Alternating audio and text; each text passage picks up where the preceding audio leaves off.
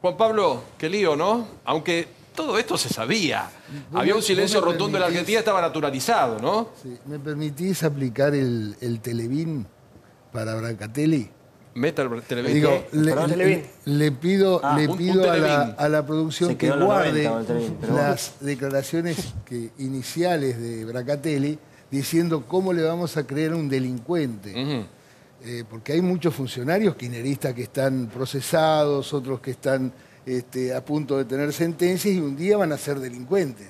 Y muchos de ellos, en las palabras de Brancatelli, van a terminar, nosotros no vamos a poder creer nada de lo que digan porque es delincuente. Está bien, por eso no hay que tomarlas como válidas. Estamos tomando como válidas las declaraciones de alguien que se reconoció como un delincuente. Si un hombre está en procura de su libertad, habiendo cometido desesperado a decir cualquier cosa, y declara y dice, yo he cometido delito. Está bien, si quiere defenderlo, defiéndalo, no hay problema. Defiéndalo ante toda la gente y dígale, Banco Bursaco, quiero aplicarte el Televín y quiero que guarden esa declaración. Perdón, ordenemos esto, contemos algo y no, Diego, repitámoslo al hartazgo. Quien toma esta figura, doctor, tiene que presentar elementos contundentes y pruebas, porque si no, en vez de tener 20, tiene 35 años de prisión. Pero además, en el marco de un proceso, no es solo el arrepentido. Para el juez se unan muchas otras pruebas, presunciones y demás. Nunca es exclusivamente el arrepentido. Pero el fiscal en Estados Unidos, que hizo el pacto con este señor, una sola mentira y se acabó todo el pacto y pierde todo, no podía mentir porque si lo llegan a pescar, y vuelvo a repetir, no es Ollarvía que investiga, es el fiscal de Estados Unidos donde cada cosa que él dice va a tener que demostrarla como cierta y se tiene que demostrar como cierta y si el tipo mienta, cagó, es decir, en ese momento el tipo va a decir toda la verdad, solamente la verdad, porque si no se termina y va a caer en cana para siempre. Acá lo que tenemos obviamente, es que vos no estás entendiendo, hay algo que no te entra en la cabeza porque no querés que te entre. No te voy a decir lo que vos tenés miedo que te diga porque yo soy un tipo educado.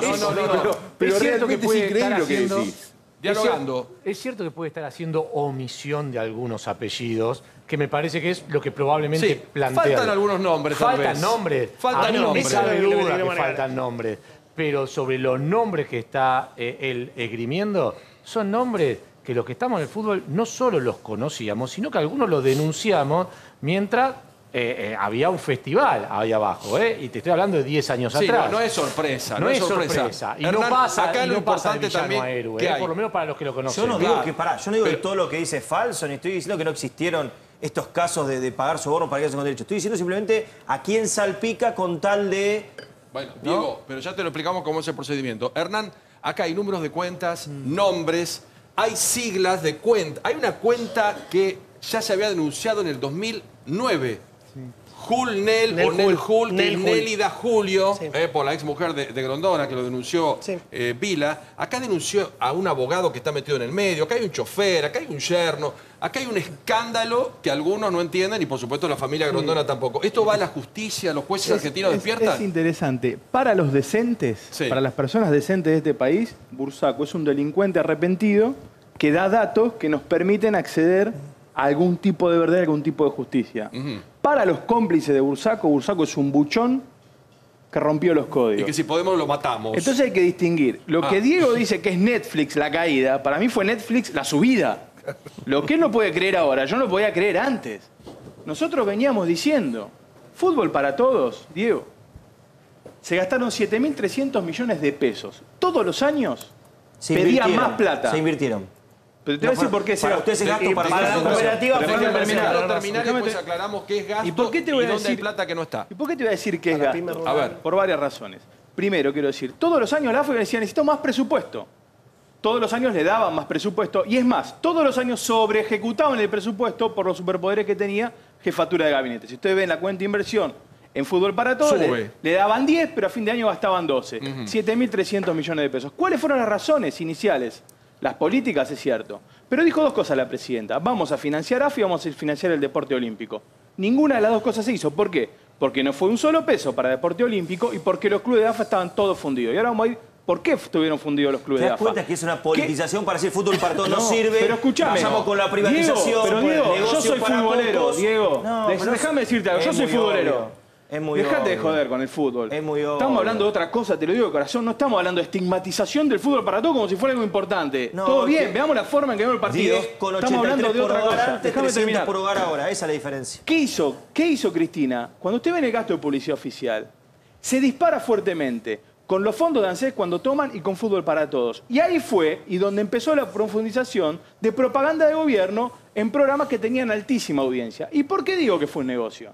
Y los clubes fundieron. Porque ahí están todos los clubes de AFA yendo a las cooperativas truchas. A cambiar esos cheques a cambiar esos cheques Pablo, con tasas de interés que no existían en el mercado y que hoy está siendo investigada. Vos con lo llevas cual, un chequecito. digo, para cerrar, Paulo. Sí, ya vuelvo con lo vos que también. Lo que hubo fue un negocio redondo donde ganaron algunos y perdimos todos. Tal cual así fue. Los clubes perdieron como en la guerra. La agencia esta cambiaba cheques de sueños compartidos, de medicamentos truchos y del fútbol, donde los dirigentes iban y dejaban el 50 o 60%. Alicia, ¿cómo estás? Bien, bien.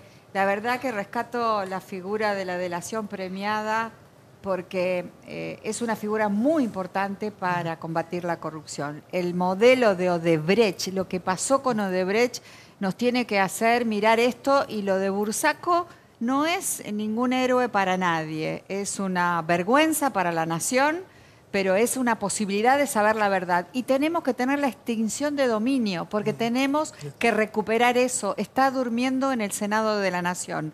Pasó por diputados, necesitamos ampliar los alcances del arrepentido y necesitamos la extinción de dominio. La gente va a empezar a creer de nuevo en las cuestiones públicas. Jonathan, hoy metieron en el medio a Luis Segura. Luis Segura sucede a Julio Grondona. Y el señor Bursaco dice que el día que estaban despidiendo a Grondona en su velatorio, el señor Segura preguntó, y a partir de ahora que entro en este círculo, porque lo reemplazo, ¿cuál es la mía? ¿Cuál es la mía? ¿Cuál es la mía? Y bueno, sobraron $300.000, dale $300.000 a Luis Segura, que a partir de ahí entró en el sistema de corrupción. Recordemos que Luis Segura era el que tenía entradas de protocolo en el Mundial 2014 y las vendía. Bueno, pues las entradas de protocolo no son para un trucho absoluto que dejó a Argentinos Juniors absolutamente quebrado. Pero digo, sería un error enorme reducir este tema a corrupción entre privados. Por favor, no, tenés razón. Porque empiezo a escuchar esto de, bueno, pero Bursaco es un privado y sobornaba a este que era un privado. No, error. Lean la declaración completa textual y te vas a dar cuenta que está el Estado metido, el gobierno anterior, y que lo que estaban traficando en esas coimas era quien no transmitía, producía la B Nacional. Además de lo que dice Gravia. Gravia dice Copa Sudamericana, Copa Libertadores, Mundiales, etcétera. La B Nacional también era importante. Vos fijate, dice Bursaco, a mitad de 2011 el gobierno terminó el segundo contrato más importante que teníamos con Clarín. Torneos, era socio con Clarín. La B Nacional. ¿Qué contrato es ese? Eran los derechos de transmisión de la segunda al fútbol argentino. Che, pero al final fueron capaces de retenerlo, le dice el fiscal, de retener los derechos. ¿Quedó torneos con eso? Sí, fuimos capaces de hacerlo. ¿Cómo? Le pregunta el fiscal. ¿Cómo habrá sido? ¿Cómo habrá sido? Bueno, en torneos pagamos coimas a 2 funcionarios, no es corrupción de privados, a 2 funcionarios que estaban manejando el fútbol para todos. Bueno, señor, ¿me puede decir cuáles son esos nombres, por favor? ¿Cómo no? Anote, Jorge Delón, el señor que se suicidó. D-E-L-H-O-N. Esto está deletreado en la causa. Era un abogado, etcétera. Perfecto. Y después anote este otro nombre. El señor Pablo Palladino. Sí, se confunde. No lo dije mal. Así está en la declaración. Era Paladino, ¿sí? Bueno, aproximadamente ¿cuánta plata? $4 millones. Me parece que ahí se quedó Bursaco. Porque, seamos honestos, ¿realmente creemos que quedaba en Paladino y Delón que en paz descanse? Muchos creen que cuando estamos hablando de valijeros. Cierro esto. Cuando le pregunta Mauro el otro día a Paladino dice, no, yo no, de ninguna manera. Esto era para arriba. Claro. ¿Por qué no le preguntan a Zanini? Claro. ¿Por qué no le preguntan a Aníbal Fernández? ¿Y por qué no le preguntan a Máximo Kirchner? Bueno, tenemos dinero público dando vuelta. Tenemos dinero público dando vuelta por ahí, esto está claro, Rubén. Sin duda. Yo lo que creo que para aclarar un poco la discusión hay que diferenciar en 2 cuestiones. Las decisiones políticas en Argentina no son punibles. La decisión política pura. Al gobierno se le ocurrió que tenía que haber un fútbol para todos. Por esa decisión pura, nadie puede condenar al gobierno. Habrá muchos que estuvimos recontra. Es una decisión de gobierno. Ahora, no limpiemos con eso lo que vino después, que es violaciones sistemáticas a la ley de administración financiera, al manejo de fondos, a la transferencia, a la falta de licitaciones, a la discrecionalidad en las contrataciones, al uso de ese sistema para poner publicidad oficial solo, sin hacer cuotas de publicidad entre el resto de los partidos políticos, a las aberraciones del uso de los segundos vendidos sin ningún control dentro del sistema. ¿Se entiende? Digo, porque si no caemos en la cuestión de decir, a Cristina le pegan porque le pegan al fútbol para todos. Yo creo que fue una aberración el fútbol para todos. Yo creo que el fútbol, igual que el teatro, el cine o lo que sea, hay que pagarlo. Y el Estado se tiene que poner, perdón, estoy hablando yo, el Estado se tiene que poner a financiar otras cuestiones.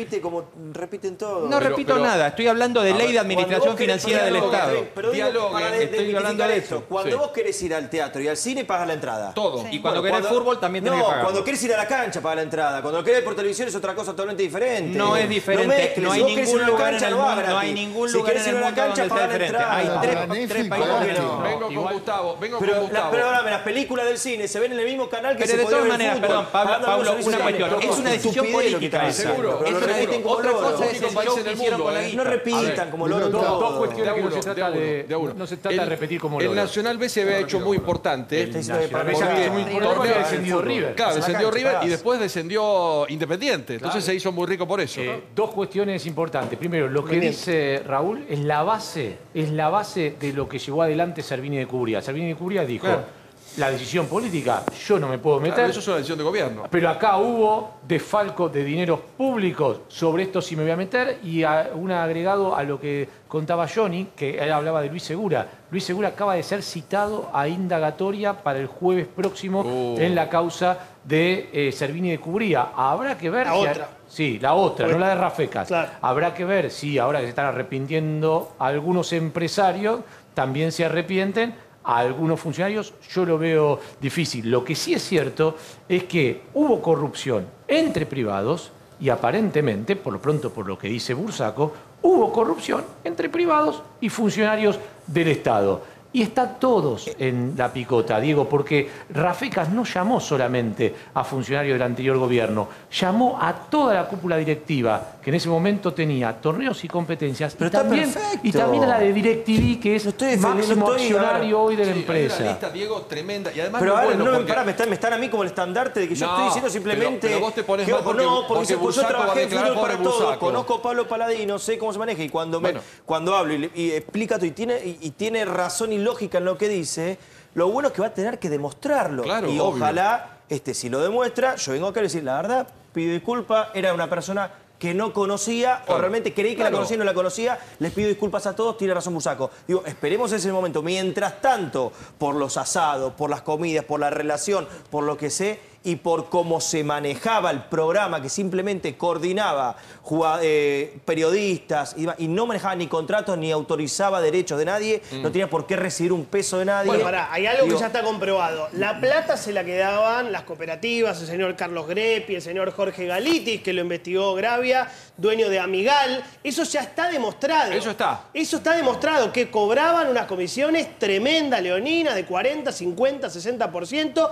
y que había recomendaciones de la AFA y de Jefatura de Gabinete para que los clubes vayan ahí a cambiar los cheques. Perfecto. Eso ya está recontra. AFA y Jefatura de Gabinete. Y ahí entra doctor, ¿usted cree que avanzamos en todo esto?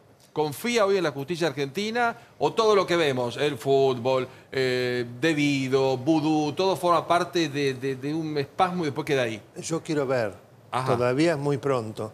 Me parece que se están haciendo cosas y creo que es muy importante cuando se empiece también a investigar a funcionarios del actual gobierno. Claro. No es que no sea importante lo otro, pero lo fundamental en la Argentina es que los jueces puedan controlar a los gobernantes cuando están gobernando. Lo del pasado es importantísimo porque además es luchar contra la impunidad. Pero la clave es tener la independencia como para poder también observar qué pasa en el momento en que el juez actúa. Es decir, qué pasa. Un cambio definitivo. Sería un cambio definitivo, Eso está muy bueno. sin lugar a dudas. Luis, ¿cómo lograron estos muñecos, para no decir delincuentes, que Diego se me ofende? Lo de las mesas de dinero. Dando tanto número de cuenta, abriendo en Suiza. ¿Era tan fácil en ese momento llenarse de plata y abriendo cuentas por todo el mundo? Era fácil tener dinero en efectivo en aquel momento. Esto se acabó cuando ISIS empezó a lavar dinero en Jordania y lo giraba a Suiza. y las víctimas de los atentados europeos le dijeron a los suizos cómo pueden financiar todos estos actos terroristas. Ahí apareció Panama Papers, otra historia. Pero la mesa de dinero no es una coima. A ver, es un negocio sucio que lo voy a explicar de esta manera, pero no se puede como coima. ¿Qué, las agencias esas truchas? No.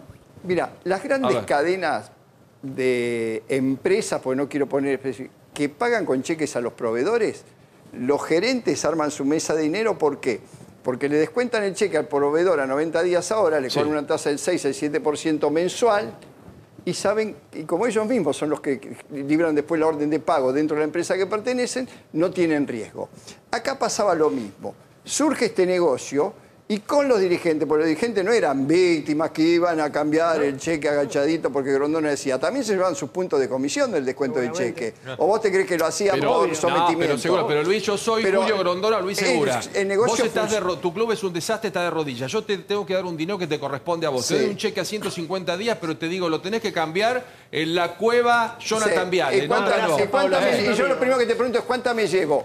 ¿Cuánta me llevo? Te pregunto. Y es lo que hacía el dirigente Había algunos clubes que Grondona no le decía nada. Por ejemplo, Arsenal no le decía nada. Era de él. Por ejemplo, ¿era de quién? De él. Ah, no te había escuchado. Argentino Junior no le decía nada. ¿De quién era Argentino Junior? ¿Quién era el presidente de Argentino Junior? Luis Segura. Quilmes no le decía nada. José Luis Meiner. Bueno, había algunos clubes que no, nada. Otros clubes los mandaba derechito. Pero perdóname, en esa cueva, Luis, ¿quedaba el 40 o el 50% del cheque? Lo que pasa es que la tasa que te cobra la cueva es infernal, es como hacía Jock Lender. Jock Lender, por ejemplo, inventaba proveedores y firmaba cheques para arquitectos que iban a cambiarlo a la cueva. La cueva, como sabe que lo va a cobrar, que es un cheque del Estado. Bueno, claro. Te cobra a un particular que va con un cheque del Estado, con el que no puede hacer negocio ni le pide coima, le cobra el 6 más el 1.2 de impuesto al cheque en esa época. A esto le cobraban el 10 o el 12 y lo aceptaban.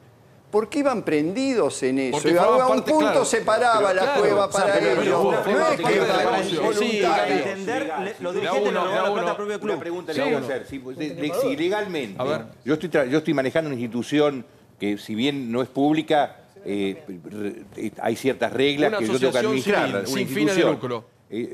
Yo voy y una cosa que me tiene que cobrar 10 pesos, yo pago 20. Yo estoy mal administrando, ahí tengo que ir preso, hay algún reproche ilegal que hacerme a mí también. Y vas a ver cuántos van presos. ¿Es el problema? A ver, Hernán. Sí, acá no vale, pero perdón, en un lugar sano, en una sociedad sana, sí, acá no, sí, Hernán. Yo entiendo lo de la cueva y ahora, lo que hay que revisar en Argentina son las cooperativas de crédito y de ahorro que en gran cantidad de casos han lesionado el movimiento cooperativo y se han construido una cueva de lavado de dinero donde no se puede justificar los fondos. Ya no, porque les impidieron abrir cuenta corriente en los bancos. Sí, bueno, entonces pero quedaron al margen negocio. Pero son máscaras de bancos, ahora, son máscaras de otras financieras más grandes. Te repito, son así, hay que modificar.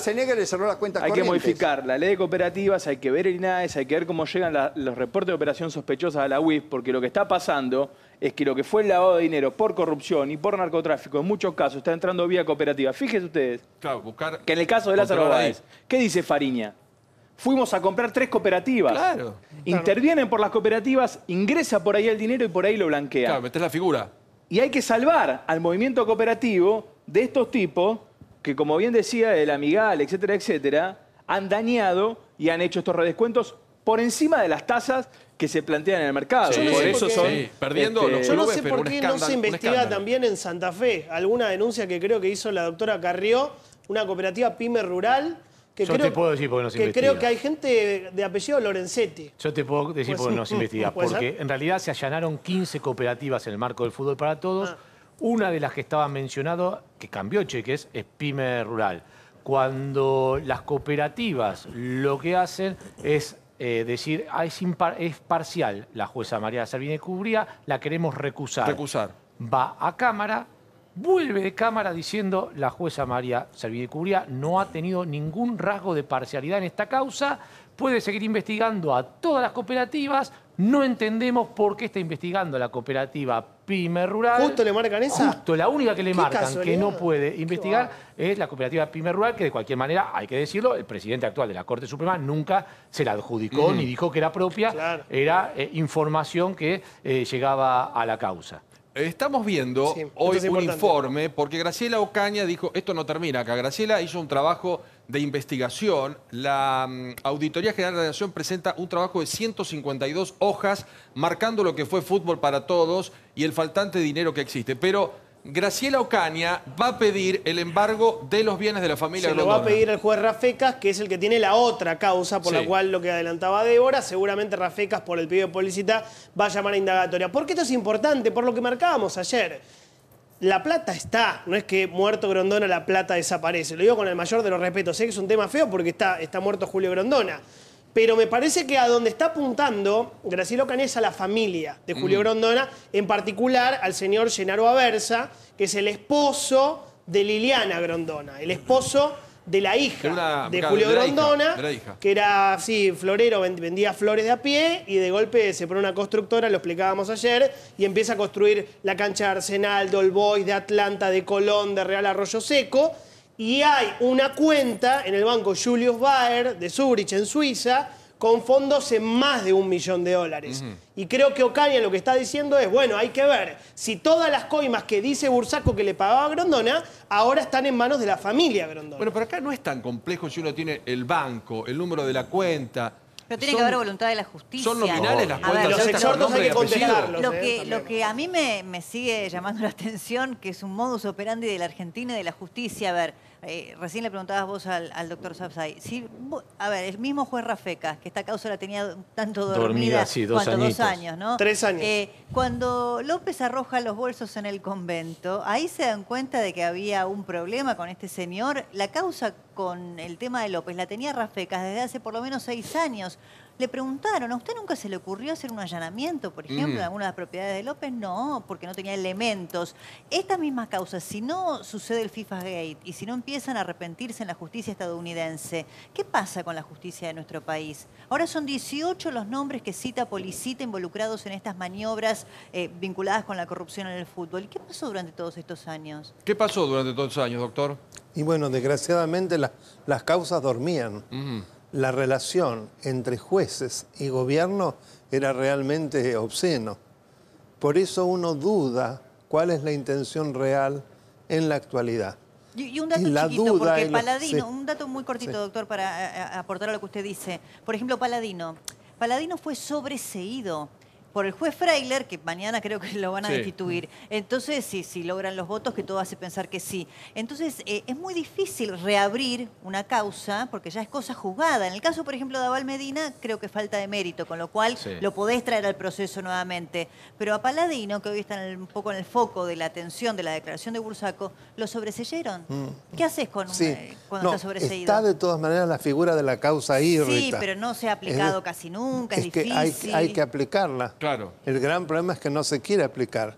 Es cierto que es difícil, pero por ejemplo un sobreseimiento tan abiertamente contrario a derecho, bueno, es un vicio que hace que en realidad la cosa juzgada fue totalmente ficticia. Igual, perdóneme, porque eso doctor, es lo que hace la sentencia irrita, ¿no? Recordemos que Paladino fue sobreseído en una causa que era por no controlar qué hacía la AFA con el dinero que le enviaba el gobierno. Digo, en todo caso fue investigado solo por el tema de los cambios de cheque en la financiera. Distinto es, esta es otra acusación, que es una acusación de, por supuesto, soborno que habría cobrado, y ahí sí está siendo investigado nuevamente por el juez Rafecas. Digo, no lo están por dos vías. Claro, son dos procesos distintos, paralelos distintos, y el sobreseimiento de uno me parece que no anula la otra.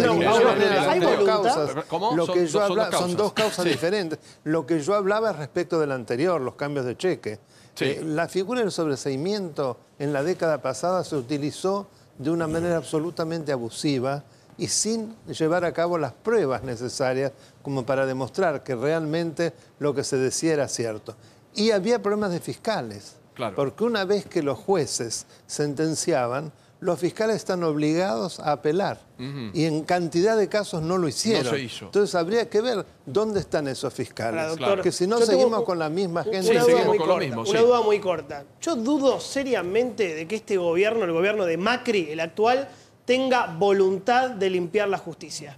Hoy Carlos Pani da un dato impresionante, fundamental. Él dice, había que convocarlo al hermano del juez Ariel Lijo, a Freddy Lijo, por el tema de los negocios de Necochea, que hizo con Freiler, que mañana va a ser destituido. no lo convocaron. El Consejo de Magistratura se olvidó, qué sé yo, y se pregunta Pani, y yo también me pregunto, aprovechando los datos y citándolo a él, ¿no debe haber sido porque el juez Lijo tiene trato habitual con Gustavo Arribas, titular de la AFI? Buena pregunta. Segunda pregunta, ¿tampoco será porque emplea a Fernando Rey, sobrino de Daniel Angelici? Segunda, muy buena pregunta.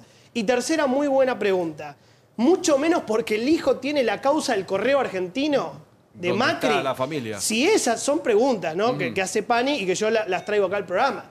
Si esas preguntas tienen las respuestas que nosotros pensamos, entonces, ¿dónde está la limpieza que el gobierno quiere hacer con los mismos jueces corruptos de siempre que cajonearon las causas? Te tiro ahí la ¿Quieren, una pregunta, Hernán, ¿quieren limpiar ustedes realmente? ¿Quieren un cambio? No van a querer limpiar.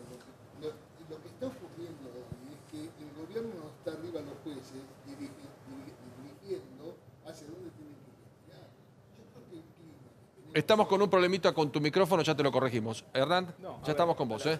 No, pero lo que está diciendo es que los jueces están arriba del gobierno, Claro. no que el gobierno está arriba de los jueces. Hernán. Está diciendo otra cosa, Pañi, me parece. No, claro, y lo que dice John y que cita Pañi, a ver, Freddy Lijo fue el operador quien cubrió a debido y quien hizo que la causa con Chicone no avanzara como tenía que avanzar. El que intervino y que no se investigue la ruta del dinero, del financiamiento de la compra de Chicone vía de Orfán con Marítima Cooperativa del Grupo Macro. Exacto. Entonces, a ver, desde nuestro lugar nosotros estamos convencidos que la justicia tiene que cambiar. Y todo Cambiemos está convencido de eso. A las preguntas de Pagni habrá que responderlas y el tiempo dirá si la retórica de Pagni tiene sentido o no tiene sentido. Ya seguimos, ¿eh? Ya seguimos. Una noche con muchos temas y atención que hay noticias de último momento también sobre el caso Maldonado. Detalles del gobierno con las provincias salvo San Luis y además 50 peritos profundizan el caso Maldonado y tenemos resultados para contarte. Último momento, caso Maldonado. 50 peritos y un resultado importantísimo a lo que hemos conocido en la antesala de las elecciones legislativas. Hoy se suman datos que ya vamos a revelar. En esta noche de jueves, atención porque hay noticias de último momento, caso Maldonado. Se van conociendo, Jonathan, resultados muy importantes. Sí, muy fuertes. Se empiezan a conocer resultados de la autopsia y de la pericia complementaria, los estudios complementarios. La conclusión más ¿Es fuerte... oficial o trascendidos? La conclusión más fuerte hasta ahora, oficial va a ser el 24 de noviembre. Pero nosotros tenemos esta información que la vamos a adelantar. Perfecto. Decilo como vos quieras. Es que el cuerpo de Maldonado no fue arrastrado ni manipulado. El informe tiene 64 fojas. Esta es la información a la que podemos acceder. Del examen externo e interno del cuerpo no constan signos compatibles con arrastre ni con medidas de sujeción. Tampoco hay indicios durante la inspección que se hizo de las 4 capas de ropa, 3 gruesas y una fina que vestía el joven al momento de su muerte, de que éstas presentaran signos de que el cuerpo hubiera sido arrastrado fuera o dentro del cauce del río Chubut. Repito, ¿Qué cantidad de peritos han trabajado? 50. 50 peritos. 50 y 30 más que estaban externos esperando al momento de la autopsia. El 24 de noviembre, por la información que nosotros tenemos, lo que se va a conocer es que Santiago se habría ahogado, que su cuerpo estuvo en el agua en un lapso mayor a 70 días. Recuerden que pasaron 78 días entre el día que desapareció y el día que lo encontraron. Sí. Que el cuerpo no tiene lesiones, te repito, que no hay disparos, que no hubo torturas, que no hay signo de ahorcamiento. Y el tema de la ropa, ¿no? Que Maldonado tenía mucha ropa y que mojada esa ropa le sumaba 31 kilos a su propio peso propiamente dicho. 52 pesaba. Exactamente, pero eso hay que sumar el 31 kilos de la ropa mojada. De ropa mojada. Y 70 días creen que estuvo bajo el agua. Sí, en el agua. Sin bajo el agua, pero en el agua. Sí. Y que las causas de muerte más probables serían a esta altura inmersión, o que se ahogó, o la hipotermia, el descenso involuntario de la temperatura del cuerpo por el agua helada, o el shock térmico. Pero lo más importante es esto, que trasciende que no habría sido arrastrado ni manipulado. La diatomea que se encontró adentro, que son unas pequeñas alguitas, son del lugar. Claro, porque eso es lo que determina esa sustancia, o el plancton también, ¿no? Claro. Pero el tema, acá vamos avanzando en temas importantísimos. Más allá del primer trabajo de 55 peritos, 5 querellas, parte de la familia, que estaba representada por peritos, ningún tipo de objeción, donde no aparecían ni golpes ni balazos. Ahora profundizamos el caso porque nadie lo arrojó, nadie lo arrastró, de acuerdo a estas pericias. No, y además lo que decía Gaby, que el sitio donde el cuerpo fue encontrado es el sitio donde se produce la muerte, digamos, ¿no? Me parece que habiendo tantos peritos intervinientes de todas las querellas, incluida la de la propia familia, que es la que le reclama y la reclamó con razón al Estado Nacional, la que hablaba de la desaparición forzada, todos coinciden, digamos. Hasta ahora no ha habido disidencias respecto de la investigación y la autopsia y todas las cuestiones científicas que han intervenido, ¿no? De la Facultad de Ciencias Exactas, gente vinculada con el trabajo en el lugar respecto de lo que se encontró dentro del cuerpo de Maldonado. De modo que me parece que alguna vez vamos a tener que creer en algo. Pero además hay un dato que es muy sencillo. Los aborígenes que viven ahí, los originarios o como se llame, son gente que conocen el lugar, que escuchan mucho más que nosotros, que huelen más que nosotros. Yo he convivido con ellos, te pueden determinar 10 minutos antes que llegue la camioneta qué camioneta, si es de un vecino o del otro, por el sonido.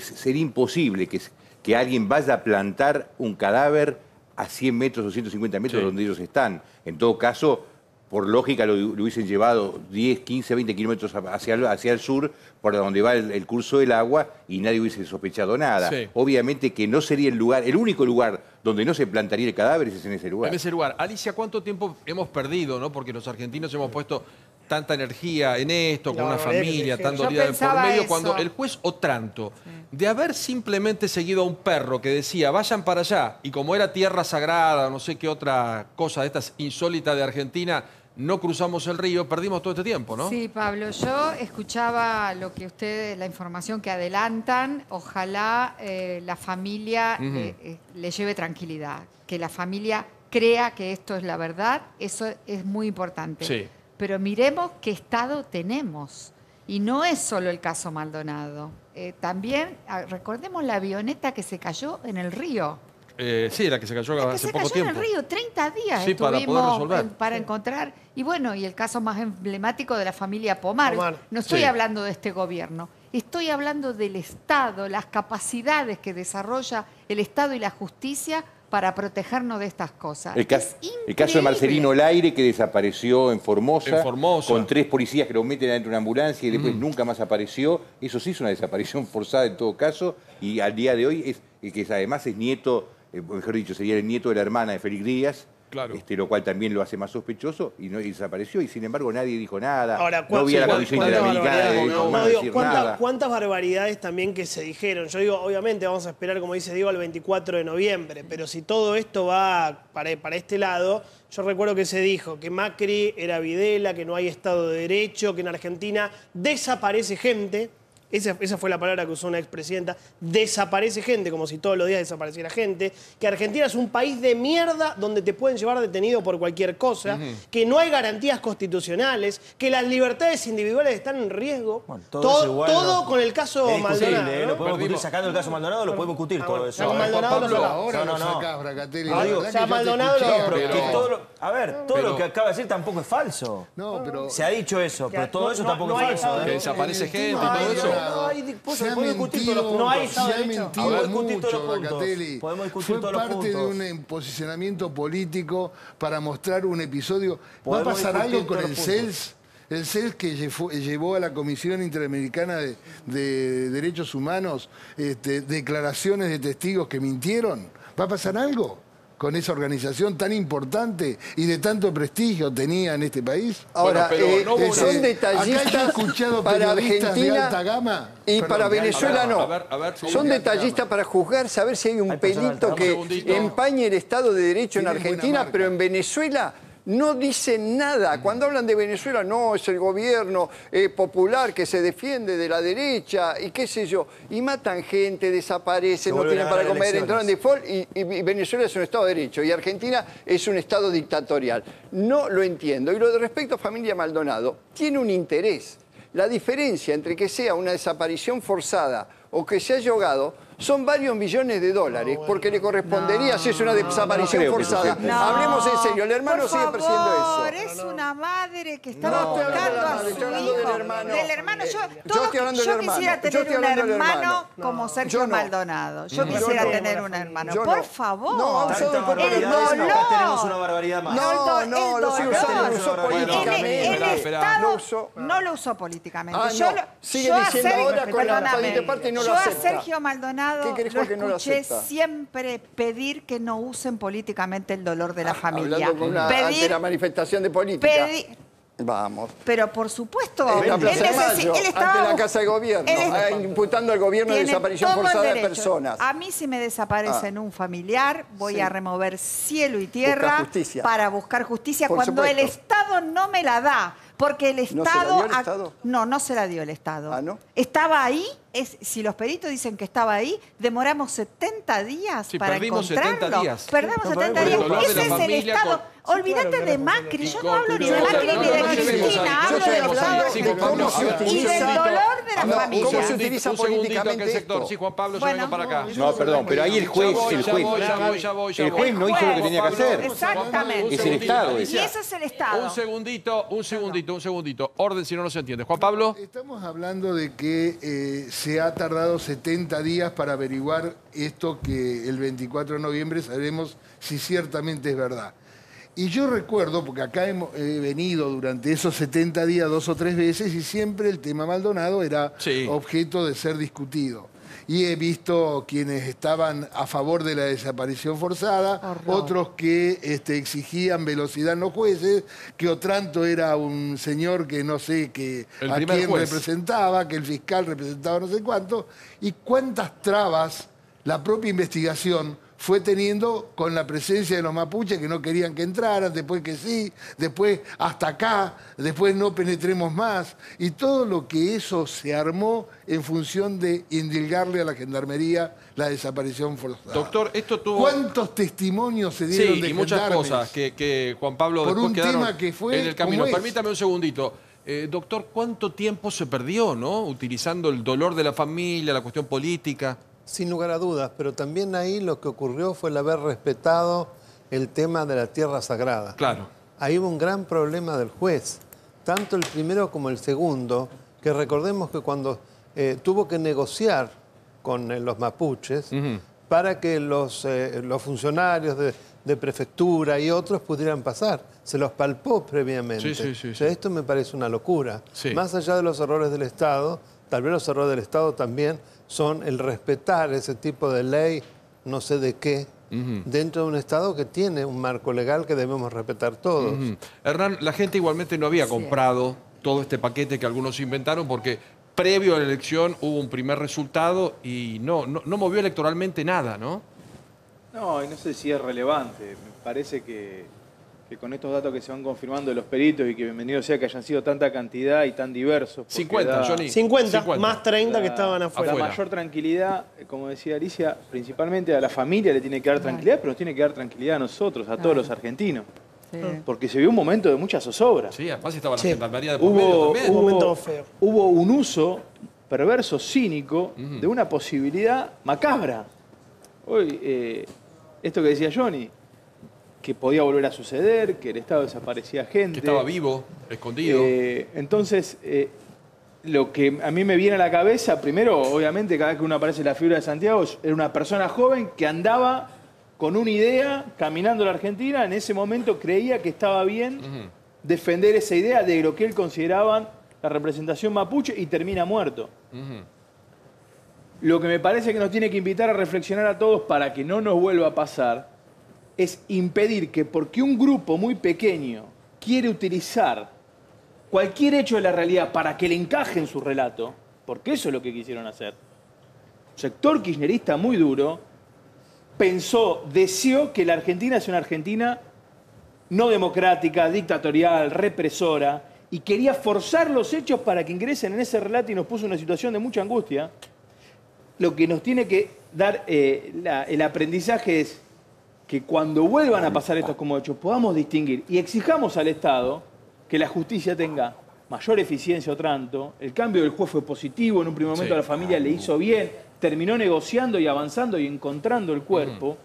Y por último decir, yo decía en aquel momento, y la discusión era dialéctica, porque yo decía, el Estado es responsable de encontrarlo.